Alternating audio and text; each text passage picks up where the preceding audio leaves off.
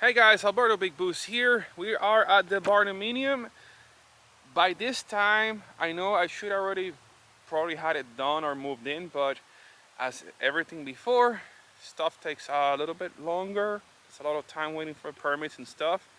We have a lot of updates inside the Barndominium, but there's a big update out here, and it's all this stuff that fell over on the ground. And my parents behind me right here, which I haven't really shown on videos yet. They're a little bit camera shy maybe. But none of this stuff will be possible without their help. They've been working here almost every single day while I'm at work, working at the shop, building cars and stuff. They're out here making all this stuff happen. Especially my dad right here, which is been like basically the general contractor of the whole operation and making sure everything actually does happen. Has it been easy or hard? A little bit of both. So some easies and some hards. when do you think we'll finally have a house ready? I think that maybe by the end of December, if everything goes as planned. It all depends on the contractors and the Volusia County Permits Office. Originally it was supposed to be by April, and we're already in at the end of October. This is the weekend before Sema. I will be doing celebrity appearance at the ACT or Advanced Clutch Technology booth, as well as the Garrett Motion booth, which is a really awesome and great opportunity. I always dream of working for Garrett. I am one of their sponsored drivers, and now I actually get to talk at their booth at Sema, which is a great honor. So I will see a lot of you guys over there and stop by, say hi, get your autographs, and there's gonna be free t-shirts, so you don't want to miss on those. And here is my mom. She seems to be in charge of the whole tree. So are you ready to plant 43 red maple trees? Yes. Are you gonna do the whole, or do I have to do the whole? ¿Yo tengo que hacer el roto o tú lo vas a hacer? Entre los dos. Yeah, it's gonna be really exciting, yet it's gonna be a tedious process to plant all of these trees. In Volusia County, we're required to plant 45 trees according to our lot size. We already have 3 or 2 or whatever. I don't know. I think it was 3 or 2 that already counted. So we got the big palm tree, and we got the oak tree, and yeah, the other one up front doesn't really count. So we have to plant 43 additional trees to get our occupational permit. Otherwise we won't be able to move. So we can get our occupancy permit and be able to move in. If we finish the house and we don't have the trees, we're not moving in. So we gotta get to planting right after Sema. Right now my dad's chopping the trees down because they were all standing yesterday, and a little bit of wind is all it took to knock all of them over. So we're gonna stand them up and kind of tie them together. That way they don't fall over and stay nice and healthy before we plant them. All right, 30 minutes later, all 42 or 43 trees are up, and I'm very tired and sweaty. Bigboost. All right, let's get it done. We strapped the trees in sections, so those are all tied together. Now we gotta tie the last row to the other ones, and that should technically keep them all straight for the next few days. The trees are standing up. Now let's go ahead and go inside the house and show you guys the updates.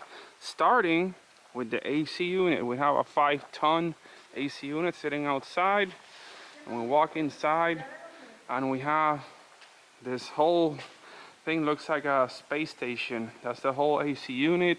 They're installing all the vents. They're doing the whole HVAC thing. One of the coolest thing ever is that I have this giant throttle body upgrade for my room. Check this out. We should put this on the race car.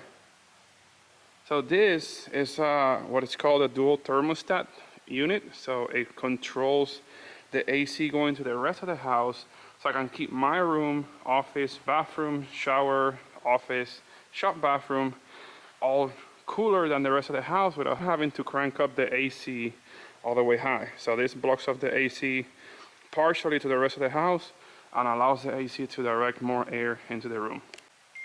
It looks like Dad's getting ready to mow the lawn again. Dad, you like riding that thing? Dad, but you have fun with that? But I like riding that over there better, and the thing behind it, and soon the thing behind that. Entering the kitchen, it's still kind of the same. We have our outline here. You can see all the AC line stuff. The big air intake's gonna be in the center of this whole area since it's super tall.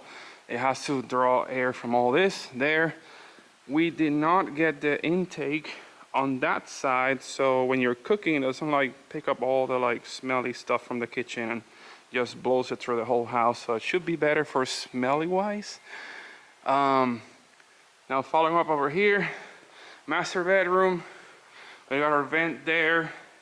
It's gonna vent right into the TV. So the bed is gonna be on that side.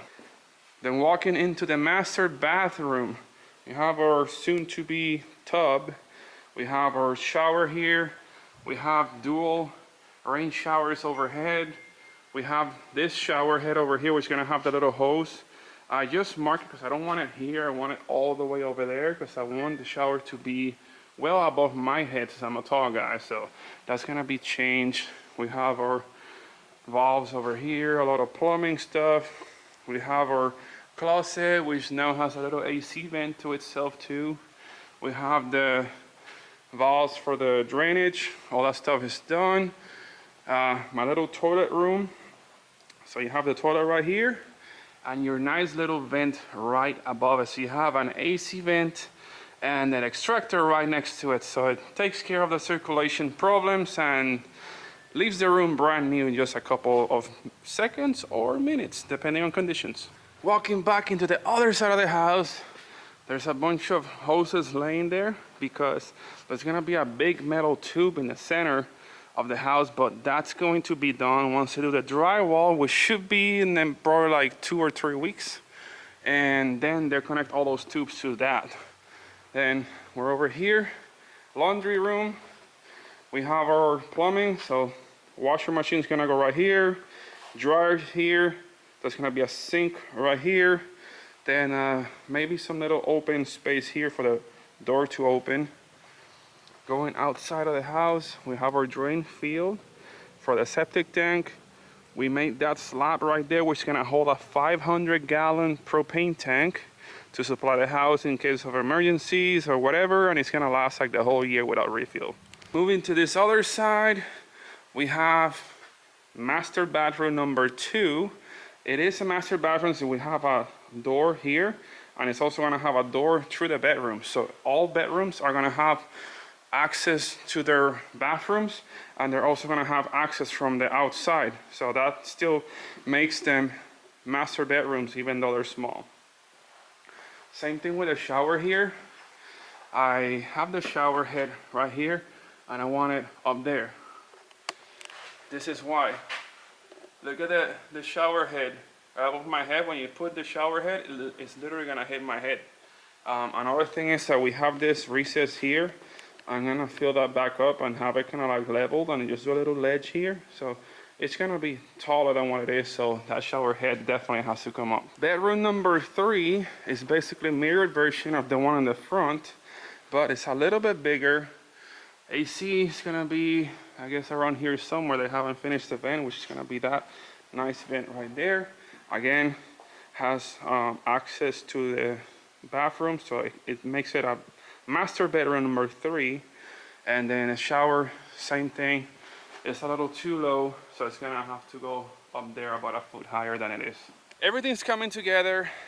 Our driveway is kind of like fading since there's been so much rain and trucks and stuff passing through. It used to be a nice black asphalt trail. Now it's all mixed sandy asphalt stuff, so we might have to do more asphalt millings on there to like make it a little bit nicer, and then probably put something to separate the sand from the asphalt so it doesn't like run into it and just blends all together. Here's a frontal view of the house.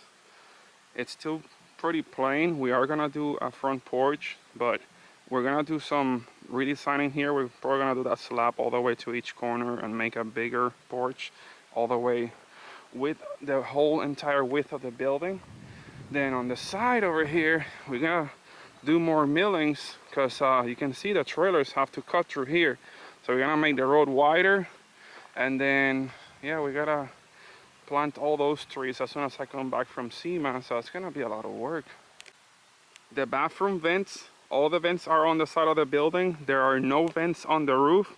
That will simplify servicing it, and it also prevents future leaks. If you don't put any holes in the roof, there's less leaks, right? So we did everything on the side, so it stays a lot easier to work with in the future. These are 2 out of 3 rolls that we gotta install for the irrigation system for all those trees. So we gotta install 1,500 feet of irrigation line all around the yard, so when we plant those trees, they can stay nice in water and don't perish in us. Here is a view of the house side from the shop. So the whole inside part, everything that's behind wood, is gonna be enclosed with drywall. The only open spaces are gonna be those parts which are gonna be considered attic and storage spaces. Maybe future upgrades, who knows? But I know there's been some concerns about the shop fumes and everything leaking into the house. As you saw, the whole ventilation system is all sealed away from the shop part, so I don't have to worry about that stuff. I'm also gonna be working on the cars over all the way on this side. Welding table is gonna be on this side, pretty much where this table is, with ventilation right next to it. So it's gonna minimize the amount of fumes and dust that fly all the way across the shop to that side. The race car sustained some heavy damages. On the aesthetic side, our closing is round 4. Broken fender on this side. Trying to get through.